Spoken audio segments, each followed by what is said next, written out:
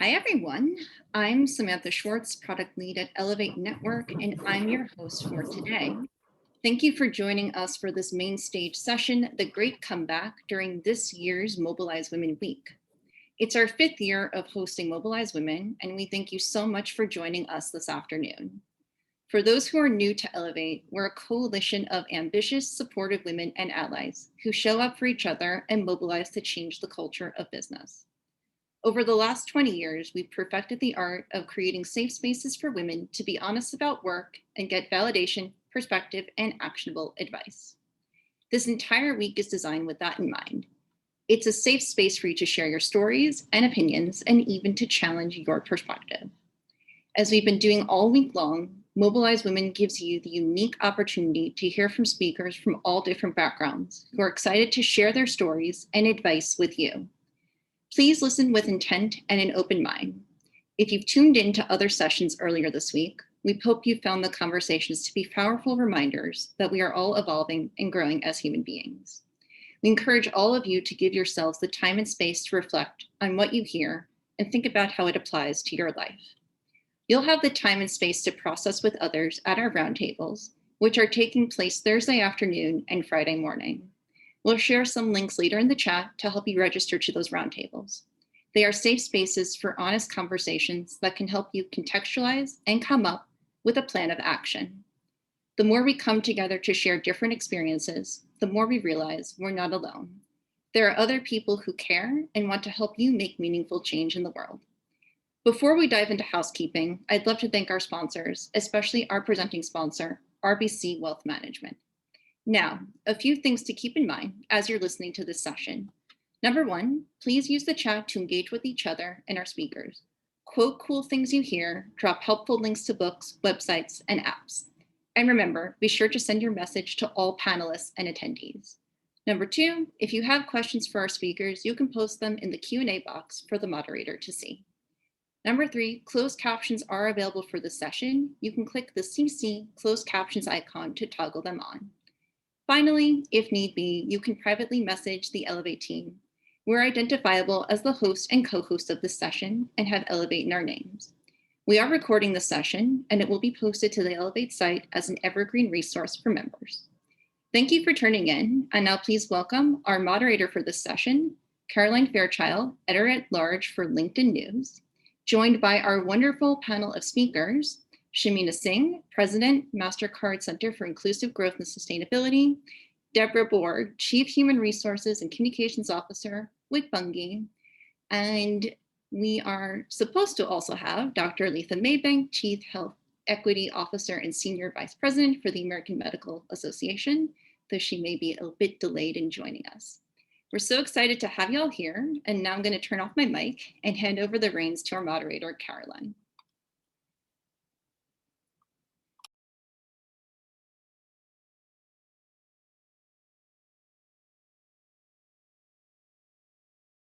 Looks like I was muted. Are we unmuted now? Well, I was just saying, Samantha, thank you so much for that warm introduction. I've been looking forward to this conversation all week, and I know that I speak for, I'm sure, a ton of people who are joining us right now in this session, that this is a top of mind topic.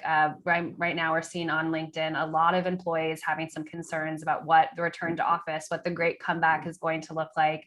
And I'm very fortunate to be here with Shamina and Deborah to get their insights on how they're leading their own organization through this challenging time, and get some insights for them as well about what moving forward we should all keep in mind during this point in the pandemic. So with that, let's just jump right into conversation. Shamina and Deborah, I'm going to ask you a question that is... Dr. Maybank is also on. I don't know if you can see her. But I see her now. Thank you. So glad you made it. I was so focused on your absence that I was trying to gear how we were going to get this conversation done without you. But now we're very fortunate to have Althea here as well. So thank you so much to all three of you for joining us. All right. With that, I'm glad we have a full panel. I want to start with a question that is kind of big, but I think in the spirit of honest conversations is a great place to start.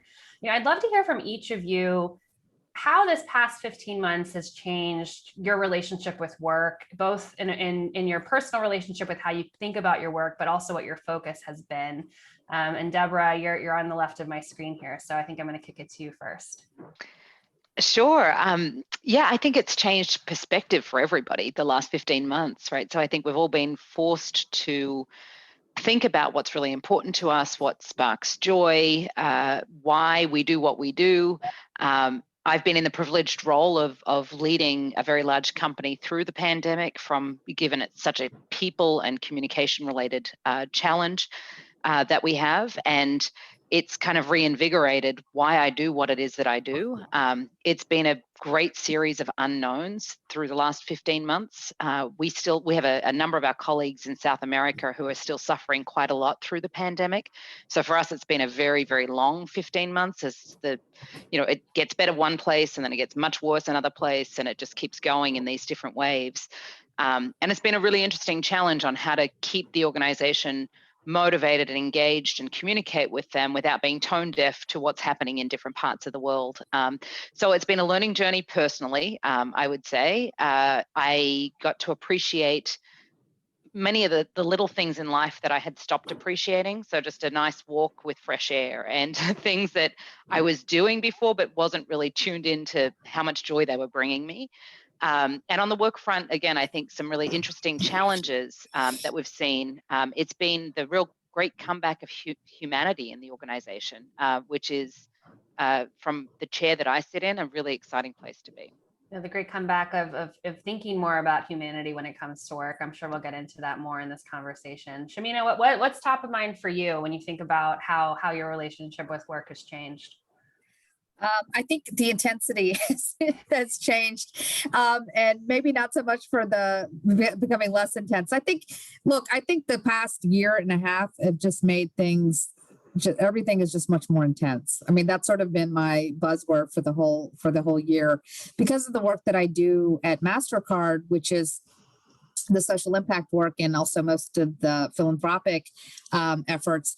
We've been my team and I have been I feel like on the front lines of a lot of stuff. So we never had an opportunity to take a step back, because it's almost like this is what we're trained to do, is to sort of step in during crisis. And so I would also probably say, Deborah, for the HR people and for the social impact people and for folks like that who, in some respects during normal times, sort of operate, we kind of go along and we're sort of a little bit behind in the background, scenes, maybe. Yeah. Mm-hmm. I think the pandemic sort of pushed all of us to the front to say, okay, you've got to handle the social impact investments, like what does it mean to be equitable inclusion? What does it mean to have people suffering during a pandemic? What's the immediate response from the company, from MasterCard? And I think for me, it's just meant a little bit of, I think, a different experience around work than maybe some of my other colleagues. Although we've all sort of, I think, suffered and been in shock and sort of been intense, I think the intensity has been different across the organization. Different intensity across the organization, but intense for everyone. Althea, I'm sure that resonates a little bit for you over at AMA. I'd love to hear how this past year has been for you in terms of your focus and your relationship with work. Sure, and it's Aletha. It's like Aretha with the L. Oh, excuse me. Thank you for correcting me. No problem. So, the intensity, I would agree, definitely intense, and in large part, it's a national health organization, and so we represent physicians, and so physicians clearly were in the front line this entire year, still are. And a lot of our work is supporting physicians from many different angles, whether it's like supporting from the advocacy context, and making sure the systems and structures are right, and the PPE and all of that was present, for healthcare systems across the country. But then there are also all the mental health supports and trauma supports that needed to be advocated for as well for the entire healthcare system. So there was the intensity in terms of just time. This was completely around the clock for most of us. And I think intensity just in terms of the issues of which we were managing and handling. And in addition to that, within the American Medical Association, I just came on board a little less than a year before COVID started, to be their inaugural Chief Health Equity Officer. And our role is to embed equity. So it's COVID, National Healthcare Organization, then COVID exposed the inequities to people who hadn't really been exposed, before. So there's lots of kind of media attention and interest around what all this is, and even amongst the healthcare community. And then on top of that, there's the public murder of George Floyd, which then also propelled conversations around racism and declarations of racism. So all of that was happening, and I'm building a team at the same time from scratch because I was starting an office and then a center. So at the beginning of COVID, I had 4 staff, and the good thing, I guess, at the end of COVID, I have about 23, 25 Wow. Now. Well, I see a comment in the stream from Marcelia saying Dr. Maybank is my hero. So I think you're resonating with the people who are joining us right now in this conversation. So I want this to be an open conversation. So tell me if you think I'm wrong, but I kind of see that there's 3 big inequities that we're facing right now at this point in the pandemic. There's the health inequities around who's on the front lines, who's still dealing with the concerns of the pandemic. There's the social inequities when we think about systemic racism and how those topics are being treated, particularly here in the US. And then there's the inequities within our halls, virtually or not, how we're getting people back to work and what the office experience is going to look like moving forward. I think to start, I'd love to talk more about how the pandemic has changed the discourse around essential workers and making those jobs better for the economy. Shamina, I know that this is something that you think about at MasterCard, if it's something that you want to speak a little bit more to. Yeah, I mean, look, I think the idea, we do a lot of work at the Center for Inclusive Growth on pre-pandemic, it was called the future of workers. And I think during the pandemic, it became what's happening to essential workers and especially women workers. And so from the data, we know that women have and continue to be disproportionately negatively impacted by COVID in terms of work. And that also means their economic health. And so, it's a huge issue for how we approached our, not only the social impact work, but also the research, the investments from the company. And then there's also the piece, by the way, as you said, the 3 inequities, there's also the piece, by the way, of our own colleagues, right, at MasterCard. So unlike companies like maybe a Walmart or others where the wage differential between some parts of the organization and other parts of the organization are massive, at MasterCard, they're relatively aligned in terms of who's doing what. And so on the inside, I think the piece of it that I think is really interesting is that we adopted a framework around, decency quote. We've always had this framework around the idea that you have to have IQ to do well at any company. You have to have EQ to do well, but you also have to have decency.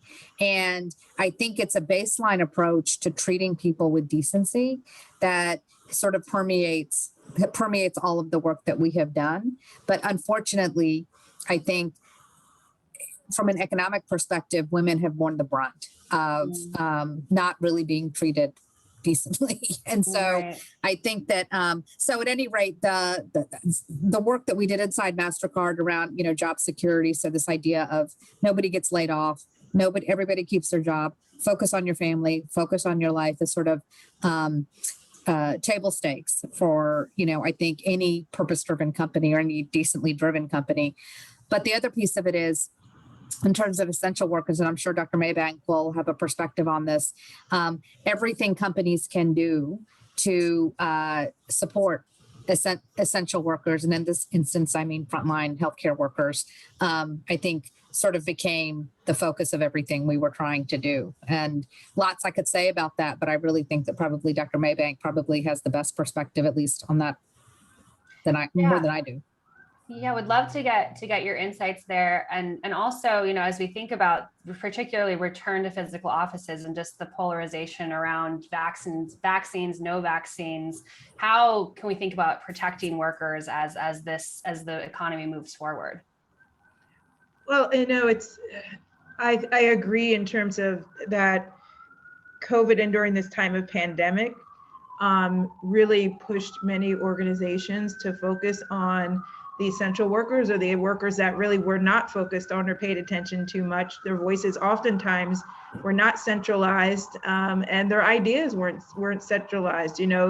They came to work and they left work. And it's almost as if they were excluded out of kind of the culture, or maybe they were a part of the culture per se, but the culture was not very welcoming and belonging oftentimes to folks who are considered essential workers. So there are the essential workers, and this is the interesting part of the language too, is that so you have your frontline healthcare workers that have their spectrum and their hierarchy as well, right? You have physicians all the way down to, essential workers who are working in the spaces of sanitation and cleaning the spaces and all that. And I think that hierarchy really became really visible, and the inequity in that hierarchy. And even us as the AMA within our own organization, within management, I think it also became very visible as well. And the opportunity that it presented, and fortunately, we were also going through kind of our own internal organizational change work to advance equity, was that we needed to pause. And it wasn't just, guessing what was good for people. It was asking our employees and staff, what will work for you? What will be most helpful? And that seems kind of basic to some level, but it's usually left off of the table oftentimes, especially larger organizations. And so I think now what I've seen and experienced in several places, and definitely us at the AMA, is this intentionality around centering the voices of those that are most marginalized. And we actually added it as a value to our AMA values around equity. That we will center those voices, hear those voices however we can. There were lots of listening sessions, conversations directly from CEO to all levels of employees, and in smaller groups, just so that their stories and voices could get heard and their ideas of what would work for them. And I think that was really critical during the time of, where we're still in the time, but that was really critical for a certain point of time. I think to your question, Caroline, now that we're in this space of, okay, so we know, essential workers predominantly in this country are Black and brown oftentimes, and they don't usually have as much choice, right? Historically, I think that's what has also been elevated. People are clear of that they are choosing within the conditions that they have. So what does that mean for vaccinations? Because we also know that the data shows that Black and brown folks are less likely to get vaccines for many different reasons. And so now office spaces are trying to determine, do they require vaccines as you enter the building? Do they require vaccines as part of an employment? And we're going through this conversation right now and figuring this out as AMA as well. So, I think there's still a lot to be answered, but I think what's important and critical is that we are thinking through those equity considerations that oftentimes get lost and aren't considered. And the best way to do that is to speak to the employees themselves. Deborah, I see you nodding over there. And from your seat at the House over on the HR side, what's top of mind for this conversation? Yeah, I definitely resonated with a lot of the comments that were made. So Bunge is in the food production business. So we work with farmers around the world and transport and convert their products into food ingredients or transport them as raw products around the world. So we were deemed essential from the beginning of the pandemic. And I think both of my colleagues here mentioned, for us, they were the essential workers. So it really was a very beautiful thing in many ways to elevate the voices of that portion of the population. About 23,000 some employees, about 15,000 of them are in facilities and factories. The wage disparity is quite high from CEO to a frontline worker. But they were put in the spotlight. It was, how do we get them physically safe, financially safe, mentally comfortable?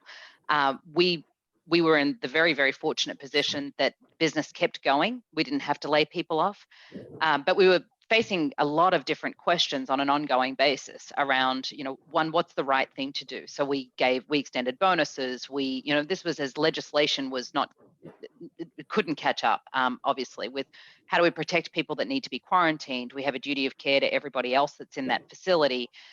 So a myriad of questions that it asked, that now I think the intentionality of how do you retain some of that, the goodness that kind of came from trying to work through the situation, with giving more choice, with recognizing that these employees really should have more of a voice, and how are we hearing that voice, to as we think about, bringing people back into some physical space. So for us, we think about the balance of, we have many people that have to go to a physical space every day. That's how we make money as a business. That's how we, it's the nature of the work that we're in. So how do we create some equity across the population when the office workers don't have to go into any facility any day and the facility workers do, and that dual class culture that you run the risk of creating? We are starting to reopen offices and have done around the world for the last couple of months now. And we are very intentionally calling it return to office, not to return to work. Although I did see one of the chats saying, why are we even talking about offices? Which is a fair point.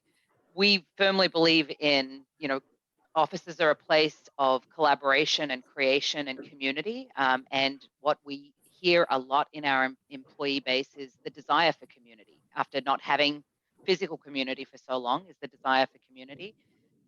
We are not mandating vaccines. We are liberating some of the mask wearing, et cetera, for people that are vaccinated, and saying, there are some different things that can happen inside the physical space if you are vaccinated, but we didn't have the liberty of having employees vaccinated through the course of the pandemic, and they needed to come to work. So we felt that it would be disingenuous to mandate vaccines in our organization. But we still have a duty of care to everybody, right? So it's a continual slew of questions, I think, that we ask ourselves around how do you balance treating people equitably, providing the duty of care that we need to provide as corporations to the employees that come and work for us. And I definitely echo a lot of Aletha's comments there around just how do you continue to hear the voice of the people that you're representing, in my role, representing the employees of the company. So that is definitely still front and center of how do we hear those voices. And there's a lot of voices who opine in on what they want the future of work to feel like and to look like. Hey, Caroline, can I just jump in for a second? Because I think one of the things that I'm hearing both from Deborah and Aletha is that, even though I think, as we said before, everybody was impacted by this crisis. One of the things that I think we don't do a lot of is actually look at the systems that, we acknowledge that the infrastructure there's systemic inequity. But I don't think we acknowledge that there are actually things that may not have to be revolutionary, but that we can actually think about. So for example, looking at just how often people get paid, right? So everybody thinks that you're supposed to be on a 2-week pay cycle, or if you're hourly, or a monthly pay cycle if you're in some other positions.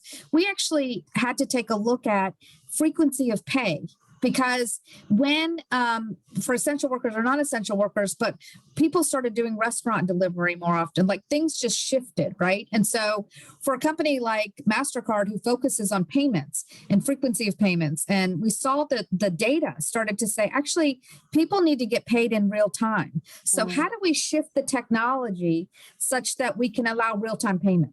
Right. So you could sort of work with an Uber driver or a Lyft driver or a delivery worker and sort of say, you know what, if you want to get paid at the end of your shift, get paid at the end of your shift. If you want to get paid tomorrow, get paid tomorrow. But the crisis also accelerated our ability to think creatively about, we may not, to look at the system and sort of say, look, we can affect this thing, but we may not be able to affect this thing. But certainly things like, how often do you get paid?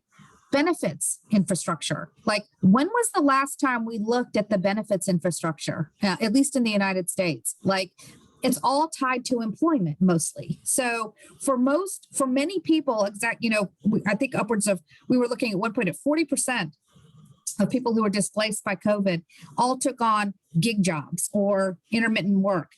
For those people, the idea that your benefit structure had to be tied to an employment situation, if you didn't get Obamacare, and there's other things like that, but looking at the benefits infrastructure, like saying, why can't benefits be portable? And so looking at things like portability of benefits should follow the worker, not be tied to the job. And so, because then you start to think about motivation for work, especially for women. Like, a lot of people stay at jobs because they need the benefits. How often have we heard that? And so anyways, I just sort of offer that up to say, as we think about essential workers, as we think about systemic inequality, what are the things that, private sector companies can do? What are the things that we actually need public policy to change? And what can the individual do? And so I think unless we're pulling on all three or all of our levers, we may not be sort of operating at maximum capacity. Right. And Elisa, you have one of those big levers over there at the AMA. Just hearing Shamina talk, what for you does successful advocacy, allyship look like at this point in the pandemic for the communities that continue to over-index on being marginalized and impacted by this crisis? What can people in positions of power, maybe people who are joining us, leading organizations in this conversation now, what should they be thinking about from an equity standpoint at this point?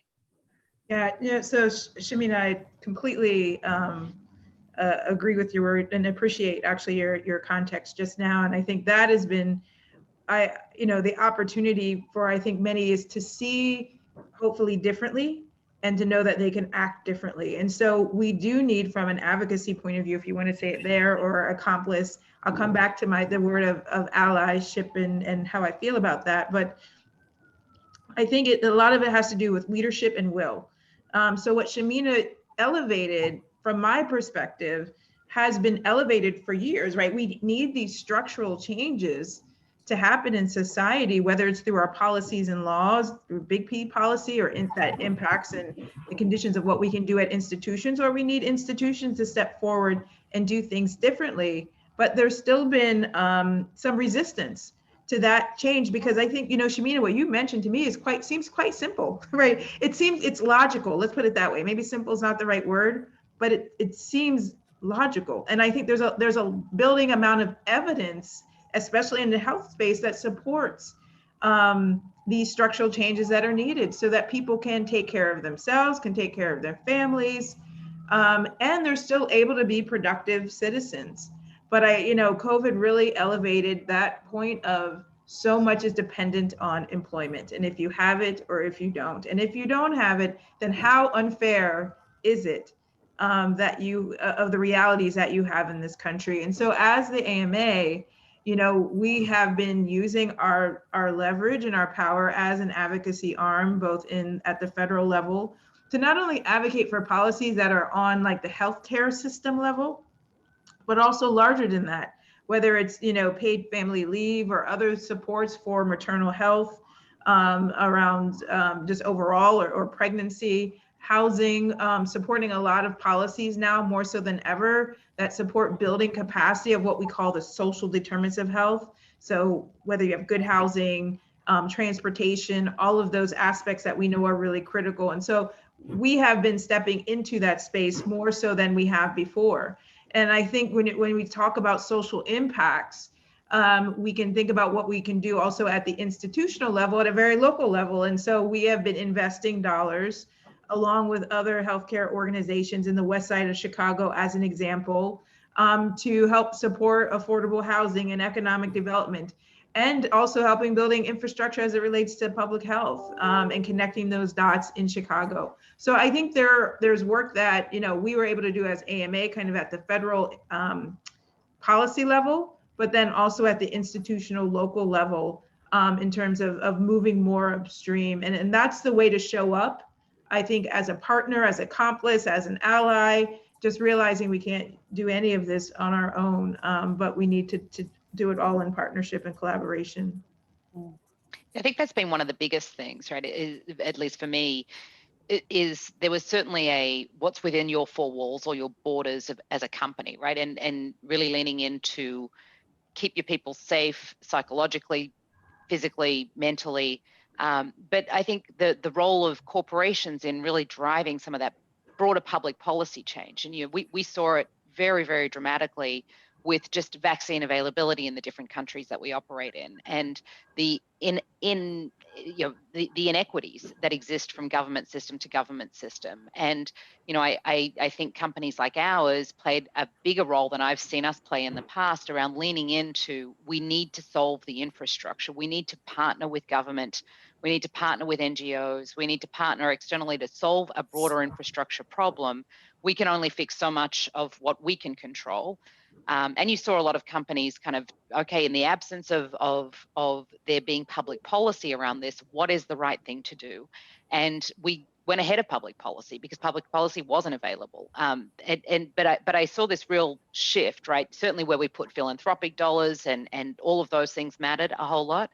But they were band-aids to what's the systemic problem and what role do we play with the voices that we have, given that we're driving the economic engine of the country or the countries that we operate in. And I saw much more of that, much more of okay, we're going to have to do a whole lot more. And I think some companies maybe were already playing a large role in that. I saw a lot more voices, ours included, on playing a larger role in that. Yeah, well, I'm sorry. Can I just say one more thing? Of course. Just the other, I think, big piece that I talked earlier about the public murder of George Floyd is that what we have seen are many companies stepping forward and declaring racism as a public health threat or crisis, and really acknowledging Black Lives Matter, acknowledging Pride, acknowledging Juneteenth, acknowledging, all of these this historical legacy that's not only just in this country, it's really a global thing, but really acknowledging the impacts and naming kind of these root systems of oppression and harm for not just our folks who have been essential workers, but really all of us as a society. And so that I think has been a truly powerful moment. And I think it's how do we make it beyond a moment and really continue this movement of elevating and naming and doing actions towards addressing kind of these harms and the structural inequities that have produced these poor outcomes and health outcomes across communities. Let's stick on that topic a little bit, because I'm hearing a lot of questions both on and off LinkedIn. You think about this time roughly a year ago when companies came out with pledges of support and started using systemic racism as rhetoric for the ways that they were talking about these issues. In your mind, what does real progress look like from this point forward? What do companies need to be doing to make sure that this is not something that is just in the rhetoric, but that they are actually putting forth measures and measuring true accountability in this regard? I don't know if anyone has any thoughts there. I have thoughts, but I just talked, so I'm going to give somebody else the opportunity, and then I'll chime in. Look, I'll jump in real quick just to say that I think, words matter, but actions matter more.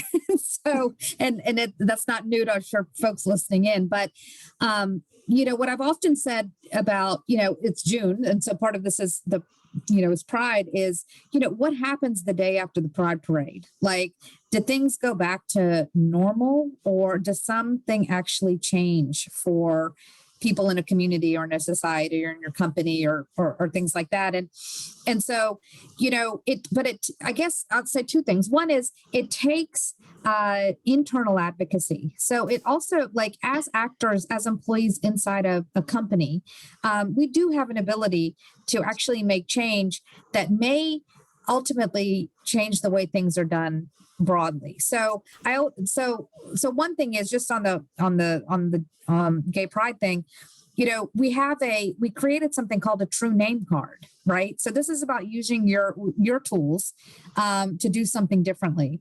We created a true name card that basically that allows a transgender person to say, I don't think of myself as who I am, the name. They can put the name, whatever name they go by, on their credit card. And so that came from, employees are talking to each other and about we're a MasterCard, like, why can't we do something like this? And that sort of changed the trajectory of how how transgender people view themselves in a world of payment. So it gives them a tool now to do something that they maybe couldn't have done before. And so there's a little bit of the inside out strategy, right? So, people like me, people like folks listening in, sort of offering a perspective that might change something for other people outside of the company. There's also this the outside in perspective. And that is also really where things like Time's Up, advocacy, people outside of your company also make a difference. Like they raise issues in some ways that empower either decision makers inside the company or people inside the company to do things maybe they wouldn't have done before. And that's a good thing. And so I'm also very cognizant of how important it is to have advocacy organizations and nonprofit organizations and policymaking organizations, holding us accountable. So we have to do a lot to hold each other accountable, to be sure. But I also think that there is a bit about being held accountable that I think is really, really important. Deborah, from your seat at this point, what does accountability look like to you, particularly so that, a lot of these pledges, they come out of the HR function, or there's a lot of stakeholders in the HR function. And so what are the conversations like around the table at your company? Yeah, I would say, first of all, there's been a lot more conversation around the table in our company, and conversation coming from different places. So just like I was saying before, in the absence of public policy, companies stepped in and said, okay, well, we've got to move forward. We have to do something. We have to protect our people. We've got voices from, he's awake. Caroline was a little nervous that her dog would wake up amidst this presentation, and that did happen. Voices that weren't typically the loudest voices. So, it's no longer a top-down, directive. We're going to do this. It's a bottoms-up. We should be doing this. And so we heard a lot of different voices and continue to hear them. And I think a general sense of some feeling of empowerment that employees felt over the last 15 months, which I really want to nurture and continue, and think that's something that's really precious to stay. I really think we have to, it's kind of like the oxygen mask on a plane. I think you have to look after yourself before you can change the broader system. So are you looking within what you're doing within the walls that you have a much greater degree of control over to change there? Who are you hiring? What behaviors are you supporting? Are you encouraging? Are you promoting? And then look to the outside to say, okay, well, where else can we change that? So for us, it was where we put money. For us, it was, it's not enough to give money to the Black Growers Association of America. It's who are we not going to do business with anymore because they're not part of the Black Growers Association of America. So, it's holding yourself, or at least what I've seen in the conversations internally, is a shift in that rhetoric to say, okay, well, we were saying the right things before. I think there's been much more of a focus on actions. I think you said it well, Shamina, actions matter much more than words do. So it's, who are we going to not do business with? Who are we not going to, those actions, I think, speak so much louder than other things. So, but I think accountability it's going to feel different for different organizations. For us, it's, again, diversity of suppliers. It's who are we actually doing business with? It's what are the broader social impacts of the companies that we are doing business with, and how do we be part of that broader solution? But we spend a lot of time kind of looking at ourselves first and saying, okay, we can say that it's all them and the universe is bad and the systems are bad, but what is it that we ourselves are driving that, and that's a harder conversation, I think, oftentimes, because it's easy to point outside and say, if only the world looked different, versus saying, hold on, we can look different, we can make ourselves look different, and then we can help the world look different. So I would say the tone of the conversation's shifted for sure. Great. Deborah, such great insights. I apologize for my dog interrupting them. I think I jinxed myself in the pre-call when I mentioned him. Aletha, I'd be remiss not to get your thoughts on this as well. I know that you probably have several. Yeah, so, I echo what was been said, and I kind of want to put some emphasis on some of the things. And so I agree, it's beyond just the HR department, and I agree a lot of this work tends to sit in HR, but the push is how to get it out of just the HR, workforce diversity, inclusion, satisfaction. We understand that's important and key, but there are so many other aspects of an institution. Deb just mentioned, budgeting and kind of contracting and finance, but then there's just communications, there's data. There are all these aspects of an institution or organization that needs to be interrogated and needs to interrogate itself per se, to ask, questions. And there's a great racial equity toolkit that you can kind of apply to whatever kind of equity you want by Race Forward and the Government Alliance for Racial Equity, that has a list of questions that are probing questions that for any decision that you make, whether it's around program, whether it's around institutional policy or research or whatever, but it's a set of questions that you go through. And one of the key ones always stands out is like, how will this decision burden? Who will it burden? Who will it exclude? What are unintended consequences? And how will you mitigate those unintended consequences? That to me is more of the action. So the process becomes really important as part of that action. I think action has to be informed by a different way of thinking, by a different type of mental model of how we show up as leaders and employees in the space. So I agree that the work has to definitely look at oneself, and that is the harder part. And I would say, and at the AMA, we just released our strategic plan on equity. And I tell folks that the greatest, supporter of it has been the CEO and the defender. Let me use that word, of the plan, because there was pushback from the plan for folks, who are just not ready for that depth, I guess, or going that far in an equity plan. But our CEO, Jim Madera, he did his work. We provided the space to have the training. We all know training is not enough, so I'm not saying that. But people do need capacity building and training. Like, you got to do it because you got to start somewhere. But he took it always that next step, after having like the 2-day Racial Equity Institute training, he mentioned how he read James Baldwin, and like he would just push himself to like learn more, do more, build the analysis that is needed in order to really lead in this space and to ask questions in a different way and to think and show up differently. That's the hard work that people are not always really ready to do, that we have to hold ourselves and each other accountable to. I think we can all get to actions. That's what companies are usually great at doing, especially, they do actions, they have profit based on those actions.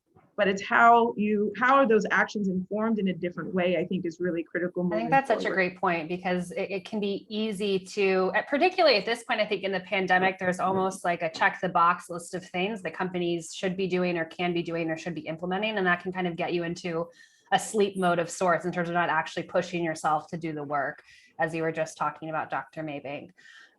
In about 5 minutes, I'm going to open it up to questions from people who are joining us. I'm seeing several really great ones, but if you have questions for our amazing panelists, let us know and we'll turn to those in just a few minutes. Before we do that, I think we should talk about a topic that I know is near and dear to everyone's heart, like everything else we've already discussed. But let's talk about women in particular, women who have been disproportionately impacted by this pandemic. Shamina, I'll start with you.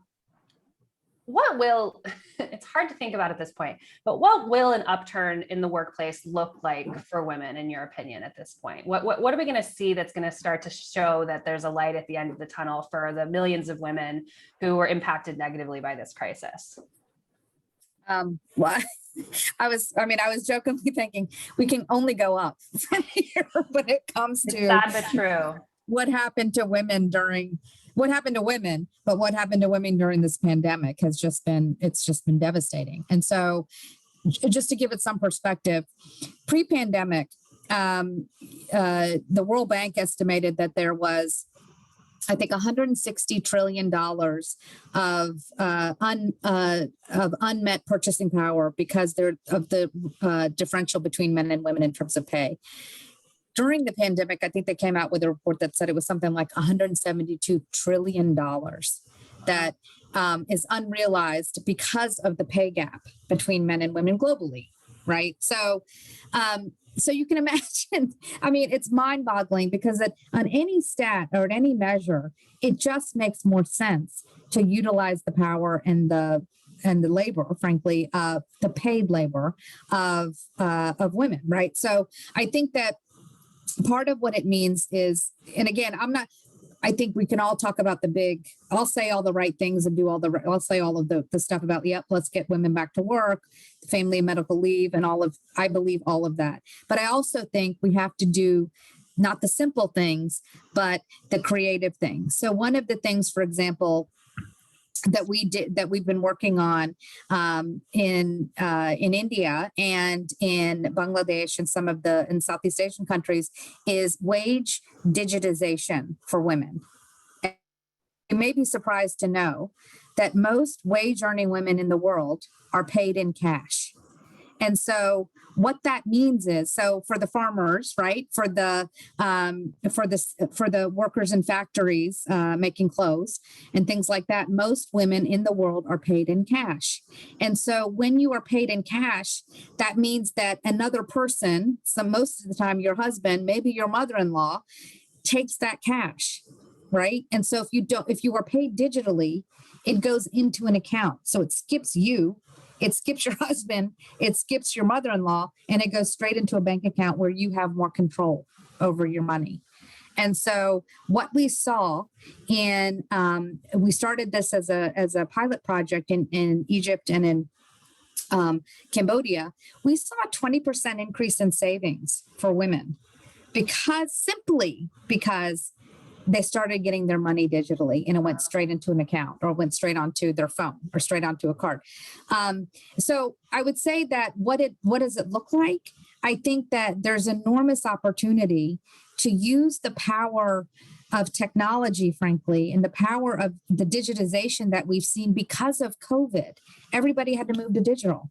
So let's not lose the momentum of what it means for economic inclusion if you move to a digital environment. And believe me, it can mean a lot of bad things. Don't get me wrong, like if it's not done the right way. But let's make sure that we're at least using the power of digitization to empower women, not disempower them and push them back even further. There's a lot more I could say around that, but I just wanted to offer that up as a very concrete example of, again, something we can do when we put our shoulder to the wheel of using our assets for impact. And I think that is such a powerful example. And Deborah, what Shamina is talking about is really how technology can get women back to work and how we think about digital advancements. From your seat, how about how we organize work? We saw flexible work, we saw hybrid models. These were perks that particularly women, working mothers were asking for before the pandemic. Now companies are having to make decisions about what work is going to look like moving forward. What are best practices that you're seeing? And are there learnings from this time that companies could start to implement even right now?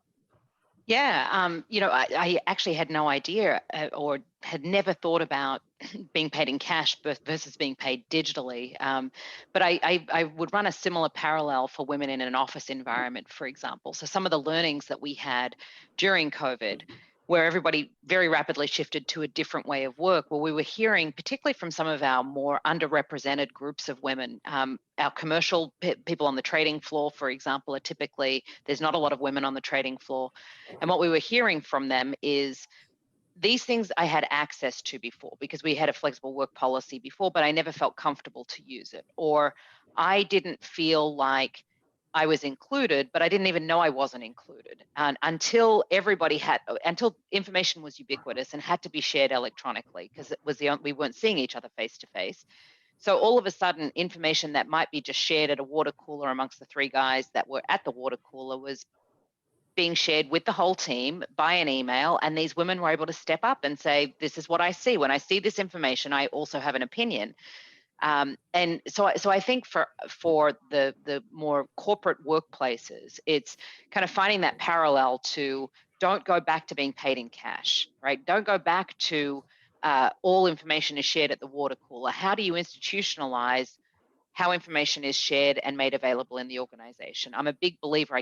I'm Australian. I come from a very egalitarian country, that people with the same opportunity will rise at equal rates, right? Equality will happen if opportunity is given the same way. And so again, I think about how do we pause? I think one of the really good things that came out of this is more men seeing women in the workplace as their whole selves, right? Whether it was because their dog was barking, their children were behind them, it was because their wife was in the other room trying to work as well. And so it, again, it made it much more personal and real and empathetic. I think it made our leaders in general much more empathetic around there is a whole life here, and what you see is the tip of the iceberg that is typically has its hair done and is in the office, 8 hours a day.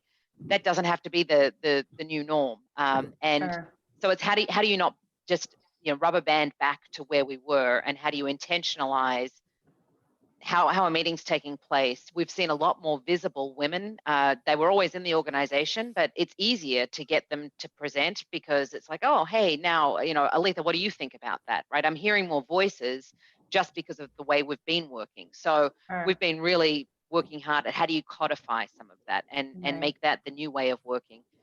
So it's kind of the parallel to don't pay them in cash again. Right, exactly. I read a study this morning from KPMG, and it found that 3 of the words that leaders are right now using most likely when they describe leadership are empathy, compassion, and grace. And if you asked me 15 months ago if those words would be on the list, I probably would have said no. So it's just this human-centric change that has happened across workplaces that could be a boon for women and other marginalized groups. Aletha, I'd love your perspective here, but I'd also like it, from a mental health standpoint perspective as well. We talked a little bit about the physical health crisis that this pandemic bore, but we're also seeing a mental health crisis as well. Kind of what's top of mind for you on this topic of supporting women as they return to work, supporting women as they continue to be impacted by this crisis? Yes. So 2 things. And one, my first point, just to build a little bit on what Deb was saying in terms of the opportunity now to not rubber band back. And when I think about it, and I've been listening into conversations recently, that's going to be work for some folks and some of us in certain institutions, I realize, because the tendency as the conversations start to build around risk and the risk for this and the risk for that will be to go back to what folks have been comfortable with. And I do believe the more women we have in leadership positions, the more advocacy we'll have towards our issues and different ways of thinking and not going back to the norm. So I wanted to state that because I see that rising up with some of my other colleagues in and out of the organization. But where I was going to take it, which it's kind of aligned, was actually more towards women and kind of pregnancy and more so maternal health during this time and kind of what we've learned. And I was on a call just a little while ago today, where somebody said the time where women are valued the most, and is if they choose to, is when they are pregnant. And then before they aren't necessarily, or they're not after, or if not at all. And not to say that, I'm not saying that that is true, clearly, but our systems and structures kind of, or our narrative says that, but our systems and structures really don't support that. And so in this country, we still have a higher maternal mortality rate than any other industrialized country in the world. And those gaps of disparities are very significant. And so we have learned, during this time that we still have to do a lot of work and a lot more advocacy to ensure that women can work and still can have families if they choose to in that way. But our systems and structures still aren't supporting that. And so what I've noticed during this time is that there has been, we see it on the federal level as well, a lot more kind of advocacy and push to really get laws and policies in place that provide protections for women within the workplace as it relates to kind of maternal health, but also outside as well. And I think that this is going to be a movement and an opportunity at this time for companies to also think through what they can do differently and what they haven't done before. Because oftentimes this aspect of a woman's life is really often neglected. No matter really where she's at. And I think that there's an opportunity, and that's important to your point or your question, Caroline, clearly to the mental health and well-being of not only for that woman, but for her family as well. And however that family is structured. Right, and just acknowledging that our structures are not set up in place right now for women to be working mothers as well as working full time, and also the systems that are in place at home. I want to make sure that we get to some of the questions that are from the lovely people that are joining us right now in this session. So I'm going to turn to those right now, unless there's anything that we've hit on that the panelists want to make sure that we discuss. All right. I would just say that the mental health issue that has been highlighted is one that will continue and one that we're seeing continue. And I think one that requires a lot more leaning into conversation. It feels different and looks different to everybody by its nature, but you see a number of companies entering the market space to be able to provide this as a benefit to employees. But it's an area that does concern me in terms of how do you support this psychological and mental health for employees going forward, whatever that looks like for them. But I think it's maybe because it's been okay to say I don't feel okay, and that's a beautiful thing. I think we've got more and more people saying I just don't feel okay. I don't feel okay with what I see. I don't feel okay when I look up and see what I see. I don't feel okay because at home things aren't great. I don't feel okay for whatever the myriad of reasons are that I don't feel okay. And I think that this empowered voice is a beautiful thing. It creates a sense of duty for organizations and leaders in organizations to address it, to help employees address it. So I think it's going to continue. Yeah, finally make it kind of the fourth pillar of benefits that companies are offering, mental health not being one that's shoved under other benefits, but as its own separate entity. I think it's a great point. All right, have a first question here. How do you recommend navigating privacy concerns with safety concerns? I'm looking for compassionate ways to give people the information that they need to make informed choices about contact space while not requiring disclosure of vaccination status, whether explicit or implicitly. I don't know who wants to take that one. We've taken an approach, right, wrong, or indifferent. Again, this is probably where we're all infallible and figuring it out as we go. That we, in order to provide a duty of care to employees, we do need to know if you're vaccinated, and we need to know. You don't have to tell us, but if you don't tell us, then the protocols for safety that we had in place with you wearing masks inside a building, et cetera, will stay true. If you're comfortable to tell us and you're fully vaccinated, then you don't have to wear those, and you get some identifier once you've proven that you're vaccinated. And we've got, I think, employees that are saying, great, fantastic, I will tell you and I will be liberated and not have to wear masks, et cetera. And others that won't tell us because that's against their personal privacy and a myriad of reactions. But that's the approach that we've taken, which is, one, we'd like to know so we can see if we have to change the protocols in general once we reach some version of herd immunity in the different environments that we're in.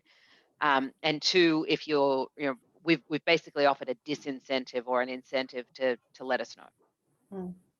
No one size fits all, I think, with that one, unfortunately, and it's going to be taking it as we go.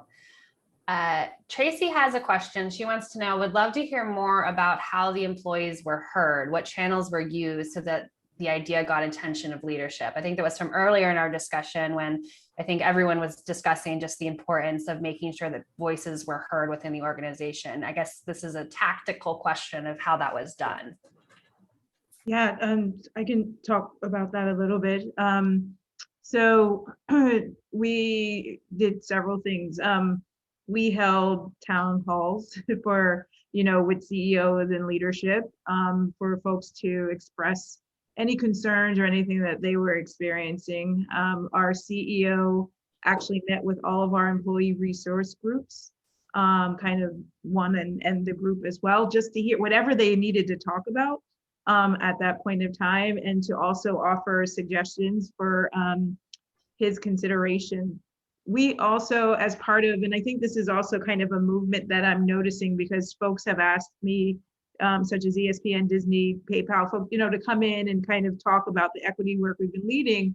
And people have been connecting equity work as a wellness strategy, which then brings in another aspect of like how to support employees during the equity work. And what we've become very clear about, and oftentimes gets left out of the equity work within an institution, is building in a trauma-informed lens, saying that oftentimes in doing this work, or even before doing this work, especially if you've been marginalized as a woman or somebody who's identifies LGBTQ or person who is disabled, experiences trauma within the workplace, which affects their mental health outside of their workplace.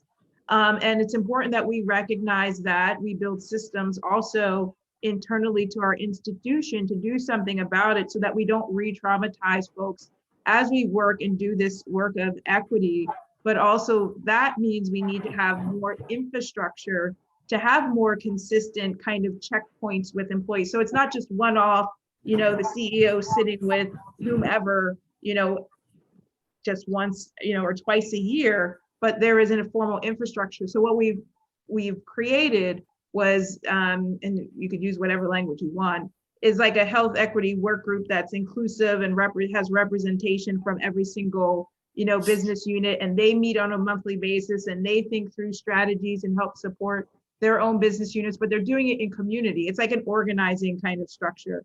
And then we have cross-enterprise work groups also that are focused on different areas of the organization to help support building equity and satisfaction and wellness across the institution. So I think there are different ways of which an institution or organization can start to build that infrastructure, not only rely on like one person doing the role or rely only on consultants and people coming to speak in, but how do you also help support your staff in organizing and being able to communicate and to drive action and accountability, I think is really important to supporting mental health in the institution overall.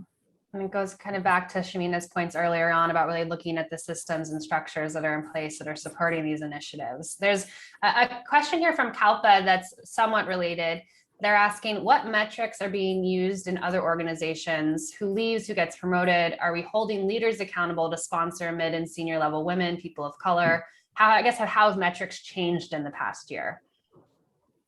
I can jump in here just as two things I would say. Structurally, in terms of accountability, we made as many companies did, we made a commitment externally called In Solidarity, where we said we would take $500 million of capital and company assets to turn towards racial equity. But so that's sort of a metric that we're looking at and we're tracking. Okay. So that's, again, I sort of feel like that's the easy part. The more interesting part or the harder part is how are we building in an equity lens into everything we do at the company? And so, and that to me has been really interesting to watch at the company. So we have a model that we started with gender maybe 5 years ago, where we said, okay, we have to hit this issue with around gender equity isn't something where we can deal with just as a one-off. And frankly, just from the CEO, I mean, that absolutely is important. So is the board. But we developed an internal working group made up of the executive vice presidents of the various functions across the organization. So everybody from product to marketing to HR to social impact and things like that, and sort of said, okay, how are we going to turn all of the assets of the firm, everything of the firm towards these particular issues and create metrics that will actually make us stretch? And then how do we do the management information reports like we would any other business or product, by the way, to make sure that we're meeting those marks? And so we have around racial equity, we have an In Solidarity working group that meets every week that's chaired by our vice chairman. And each, the product group, the society group, and the people group report every week on how are they advancing the program against the metrics. And by virtue of doing that, it's changing the way people interact on the business side with their products. It's making us ask questions like, how are we making sure that we're not building algorithms that are racially biased, or are we questioning the algorithms that we're building to make sure that they're equity intentional? So that's sort of, I think one way that we are, holding ourselves accountable, and also, at least what I'm seeing in terms of changing, again, how we operate inside the organization. But it also means that mentoring, we also have, we frankly set targets around people who vice presidents. We want to make sure that we promote 40% of Black employees to the vice presidential level over I think 3 years. But it's a logical math equation. Like, here are how many employees you have, here are how many you need to have, here are represented in this particular population, here's how many should be at the VP level, here's how many should be the director level. So it's sort of like doing that kind of logical calculation and then getting there. And that does require, we started mentorship programs, training programs, one-to-one programs. So I'm personally involved. I think I have 3 different mentorship/sponsorship programs where I am working with women and Black employees in particular to make sure that they are on a journey to promotion.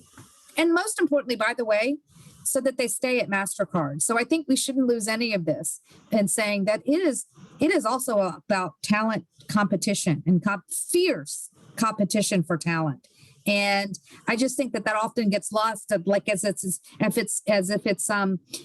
we should do this because it's the right thing to do. It's absolutely the right thing to do. But we are fiercely fighting for really smart people to come and stay at MasterCard. And that means you have to build in racial equity programs, gender intentional programs, and all of the things that we've been talking about today.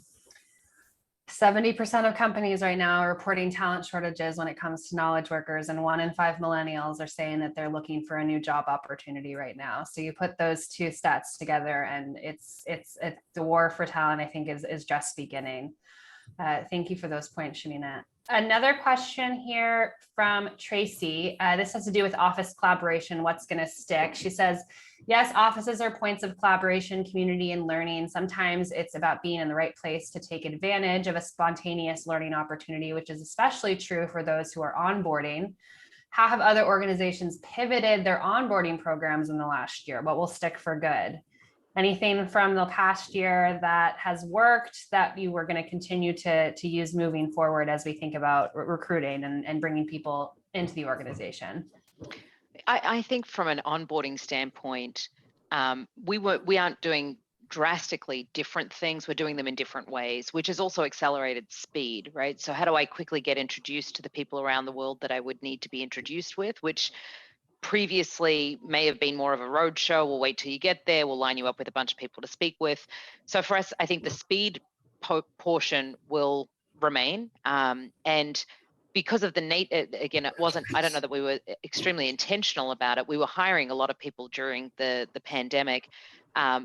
It's, very, a bit more intentional, I would say, around what are the mechanisms that work? How does work get done here, right? And we were describing it because it was new to us as well as to them, right? So Mondays, this meeting, really important to go to, so I think some of those things are going to continue for us. But I would say that from a content of onboarding, it was not so different. It was more the way it was getting delivered. Sure. Kalpa has a question that's near and dear to my heart. We've talked a lot about paid labor. It's a key problem that a lot of women's work, care for family, is not measured and not even shows up in the GDP and the policies for caring for humans. In the US, are you seeing a greater appetite from your organizations to use your advocacy lobbying dollars also for supporting policies that help families, especially in the US, universal free pre-K, healthcare not tied to your company, mental care coverage? Any thoughts there?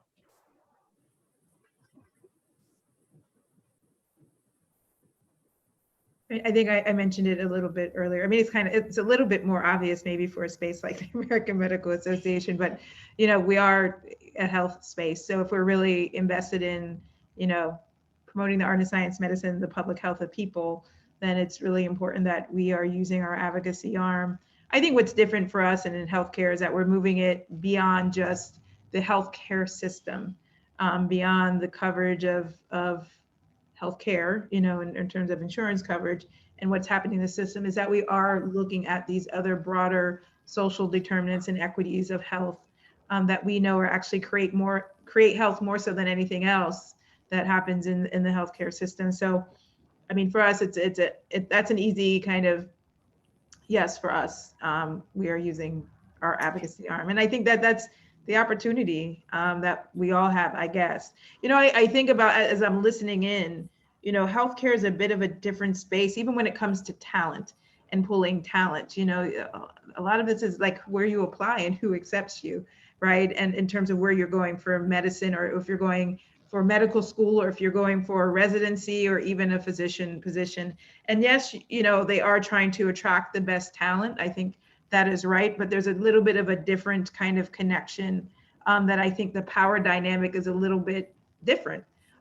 From my perspective, it seems there's kind of a more opportunity within a corporate setting for there to be more power amongst the employees, as it compared to a healthcare setting where there's already a lot that's just determined, you know, and they're trying to meet a bottom line of finance in some places, but also of the health of people.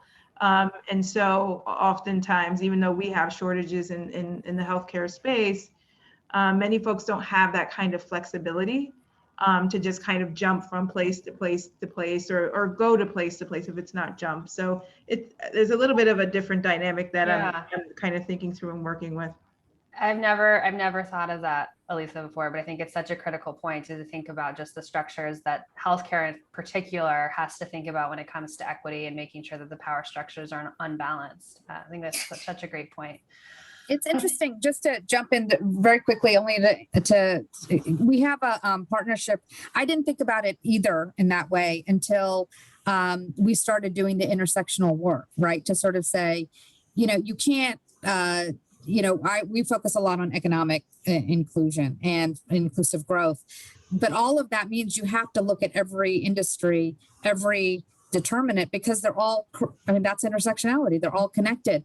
And I just have an example that we were working with Cornell, which is a big hospital in New York City. And when COVID hit, you know, they were saying, we want to build a clinic in Brooklyn, or they were working on a clinic in Brooklyn to sort of get, sorry, not Brooklyn, the Bronx, to get education and awareness out to English as a second language communities. And it just started a conversation where we sort of just asked them, we were like, how do you get ahead at Weill Cornell? Like, what do you do to get ahead? And they said, well, you've got to publish, you've got to practice, you've got to, like, there are these things that you have to do. And so we said, okay, how often, I said, is there a difference between people of color and how, like, what are they, is there a difference between how much they can practice or publish, or what are the constraints? And they said, well, time and money. And so, and you start to hear the same thing when it comes to women, when it comes to people of color, when it comes to professions, because it all boils down to, do you have the tools to give yourself the flexibility to do the work that's necessary to get the next thing? And that usually involves time and money and access to networks. And so Absolutely. we sort of have started, so all that to say that we started a program in a place where MasterCard wouldn't necessarily do a program. We started it in a hospital to say, okay,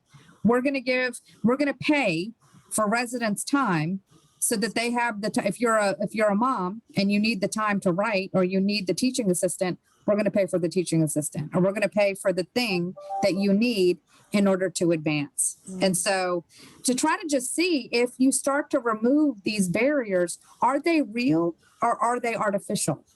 Right. And that's a little bit of the work that we're trying to figure out, is like, what's created to keep people out and what's created to bring people in. And can we start to disassemble some of these things to remove them if they're artificial? It all comes down to time and money. And speaking of time, I am afraid that our time here on this panel has concluded. Thank you all three so much for the unique perspectives that you brought. We covered a lot here, but I can just see from the conversation from the participants that they really appreciate your time, and I do as well. I learned a lot as well. Nice to be on with you all. Thank you so much. Well, I will echo that. Thank you so much, Caroline, Shamina, Dr. Maybank, and Deborah, for just such a powerful conversation. And really the thing that I'm thinking about is how there's just so much more work to do, and that work cannot stop with this conversation. It has to keep going, and all of us have to work together. So hopefully this conversation got all of you thinking about what needs to change in your lives, at your companies. And the best way that you can process and make a plan of action is to follow up and attend one of our roundtables, which are happening tomorrow afternoon or Friday morning. Through prioritizing and initiating conversations like the ones we just had, we can share ideas on how to rebuild the equitable world we all deserve. Because through collective action, you can help shape businesses to be more inclusive. Remember, throughout the rest of this week, we're hosting at least one feature session each day. So mark your calendars, invite your friends and colleagues to attend, and let us know your favorite parts on social media using #MobilizeWomen. Special thanks to our Mobilize Women Week sponsors, RBC Wealth Management, Accenture, Guardian Life, Verizon, Bunge, BakerHostetler, Diageo, Lincoln Financial Network, Robinson+Cole, Amalgamated Bank, Key for Women, Cornell MBA, Encourage Coaching, National Grid, Lannick, and Mutual of Omaha. We greatly appreciate your support. Our next feature session will be Power Dynamics and Equity, taking place tomorrow morning, Thursday, June 25th at 10 a.m. Eastern. And will feature Erica Chung, co-founder at Ethics and Entrepreneurship, Yael Eisenstadt, Future of Democracy Fellow at the Berggruen Institute, Ria Tobacco-Mar, Director of the ACLU's Women's Rights Project. The panel will be moderated by our very own Christy Wallace, CEO of Ellevate Network. We hope you can join us tomorrow morning, Thursday, June 25th at 10 a.m. Eastern. See you then.